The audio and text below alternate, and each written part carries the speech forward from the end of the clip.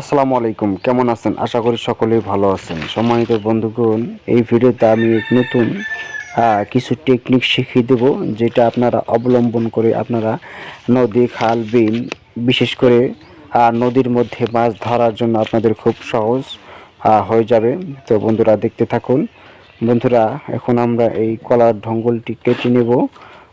কলার ঢঙ্গল কেটে নেওয়ার পর আমরা মূলত এই কলার ঢঙ্গল দিয়েই সেই জিনিসটি বানিয়ে নিব। বন্ধুরা, এখন এই কলার ঢঙ্গলটি আমাদের বাড়িতে নিয়ে যাচ্ছি। তো বাড়িতে নিয়ে যাওয়ার পূর্বে এই কলার ঢঙ্গলের মাথার ময়লাটা কেটে নিলাম।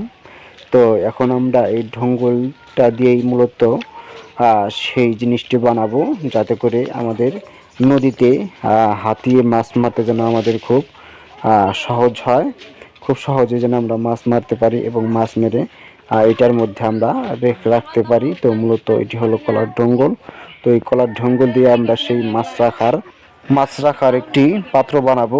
বন্ধুরা, যারা আপনারা নদীতে, খাল, বিলে যারা হাতিয়ে মাছ ধরেন, তো হাতিয়ে মাছ ধরার সময় আমরা আমাদের মাছ রাখার পাতিল সঙ্গে রাখার জন্য আরেকজনের দরকার পড়ে। তো আরেকজনের জন্য না দরকার পড়ে, তো মূলত আপনারা এই জিনিসটা বানিয়েই তো আপনারা নিজেই মাছ ধরার জন্য আপনারা এটা সাথে সাথে নিয়ে যেতে পারবেন।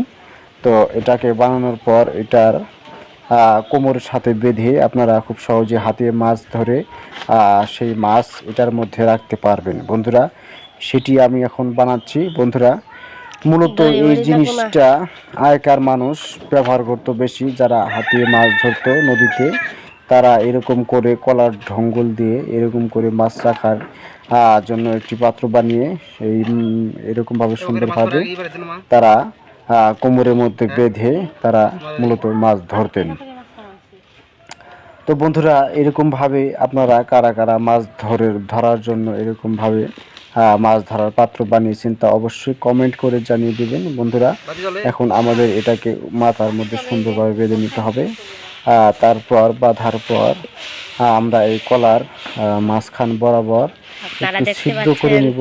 সিদ্ধ করে নেওয়ার পর জিনিসটাকে সুন্দরভাবে ফাঁসা ফাঁসা করে দেব, যাতে করে এটার মধ্যে আমরা খুব সহজে মাছ রাখতে পারি। বন্ধুরা, মূলত এইভাবে আগেকার মানুষ হাতিয়ে মাছ ধরার জন্য তারা তাদের কোমরের সাথে এটা বেঁধে নিয়ে তারা মূলত এইভাবে মাছ ধরতেন। তো ভিডিওটি আপনাদের কাছে কেমন লাগলো তা অবশ্যই কমেন্ট করে জানিয়ে দেবেন। বন্ধুরা, ভিডিওটি আজকের মতো এখানেই শেষ করছি। সকলেই ভালো থাকবেন, সুস্থ থাকবেন। আল্লাহ হাফেজ।